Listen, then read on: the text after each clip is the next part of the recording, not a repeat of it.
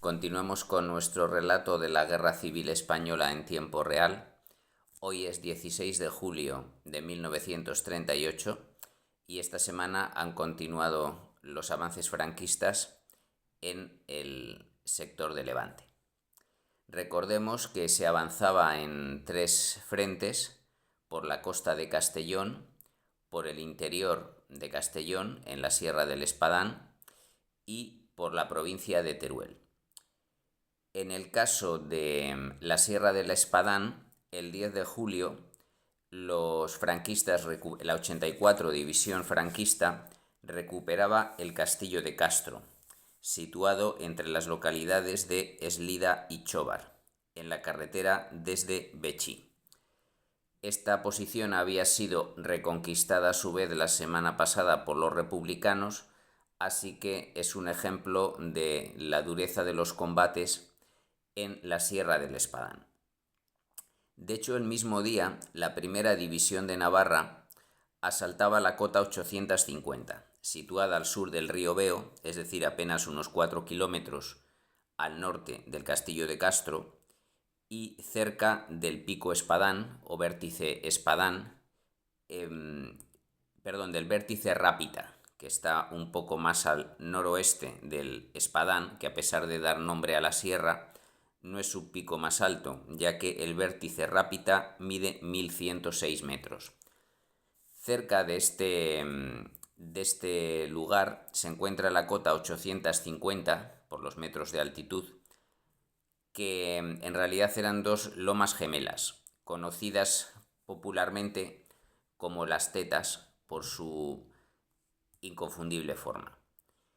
La primera división de Navarra asaltó dicha posición el 10 de julio, pero no consiguió tomarla.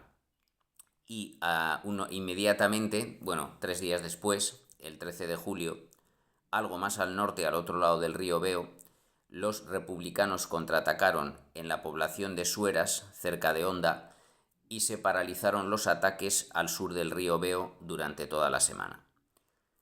Esto por lo que se refiere al Espadán, es decir, que salvo la recuperación del castillo de Castro, los franquistas no han podido avanzar, y por lo que es la costa no hay novedades. El frente sigue paralizado en Nules y Villavieja desde la semana pasada.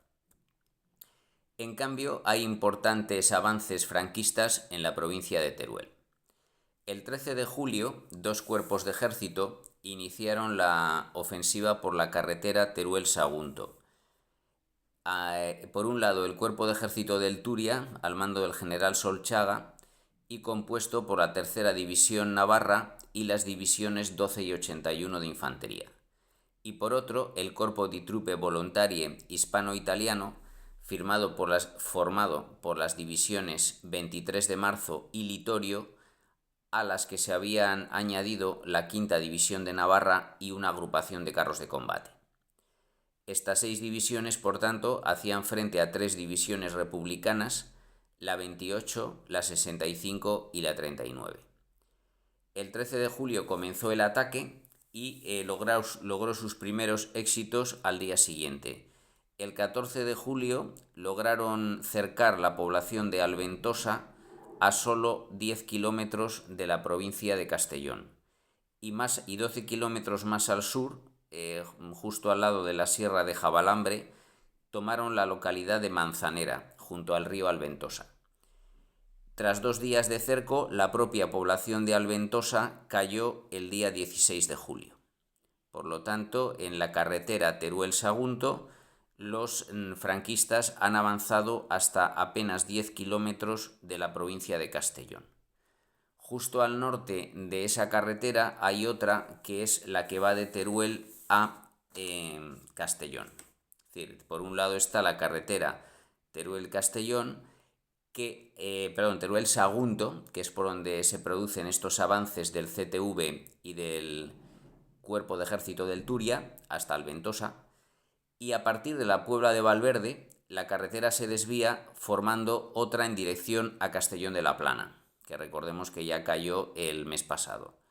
En esta zona, entre la Puebla de Valverde y Lucena del Cid, aún resisten dos cuerpos de ejército republicanos, el 17 y el 19, que habían quedado prácticamente aislados por la maniobra de la primera semana de julio. Es la comarca de Rubielos, destacada por dos poblaciones, Mora de Rubielos y Rubielos de Mora. Debido al aislamiento que habían sufrido estos cuerpos de ejército republicanos, no pudieron resistir demasiado, aunque la mayoría de las tropas logró retirarse sin sufrir grandes pérdidas. En solo 2 días, entre el 15 y el 16 de julio, el Cuerpo de Ejército de Castilla, al que se había asignado esta misión con solo 2 divisiones, la 15 y la 82, lograron tomar las 2 poblaciones, Mora de Rubielos y Rubielos de Mora, por lo que la bolsa de Rubielos se puede dar por liquidada y ya prácticamente toda la provincia de Teruel está en manos de los franquistas. Es el mayor éxito militar de esta semana, que apenas ha tenido avances en la provincia de Castellón, y tampoco hay mucho más que comentar en el aspecto naval y en el aspecto político. Sí, en la política internacional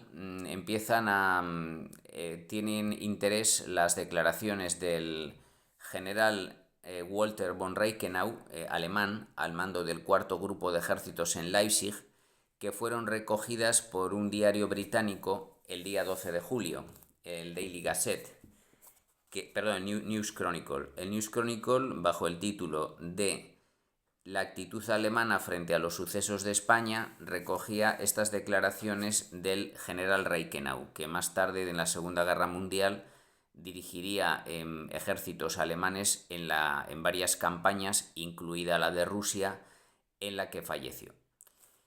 Decía el general alemán que 2 años de experiencia bélica en España han resultado de mayor utilidad para nuestra Wehrmacht, todavía inmadura, y para aumentar la capacidad ofensiva del pueblo que 10 años de entrenamiento pacífico. España nos ha dado lecciones especialmente valiosas para el empleo de vehículos de motor en caso de guerra.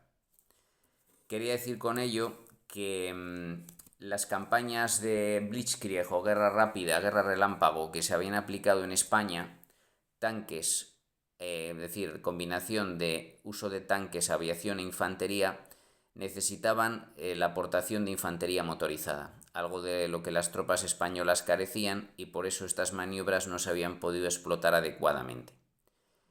El gobierno británico se hizo eco de tales declaraciones, reuniéndose al día siguiente para realizar un vacío llamamiento a la paz entre ambos contendientes. Eso es lo que hizo públicamente, pero en privado se dedicaron a analizar todas las ventajas militares, el aprendizaje táctico que habían sacado los alemanes de la guerra de España y que podrían emplear, como así lo hicieron, en una guerra en el futuro. El uso de los tanques, las armas antitanque, la aviación, etc. Por tanto, no hay mucho más que comentar esta semana. Lo más destacado, como he dicho, es la ocupación casi completa de la provincia de Teruel en manos de los franquistas, y que por tanto Valencia se ve amenazada por 2 puntos, desde la provincia de Castellón y desde la provincia de Teruel, aunque todavía no se ha pisado ningún kilómetro de tierra de la provincia valenciana, que recordemos tiene una línea defensiva que se construyó a finales de junio, se concluyó su construcción a finales de junio, que es la línea X, Y y Z, y veremos si servirá para detener los avances de los 4 cuerpos de ejército franquistas, más el destacamento de enlace, que la están atacando por todos estos puntos. Por lo tanto, seguiremos informando de todo. Muchas gracias por escucharme y hasta pronto.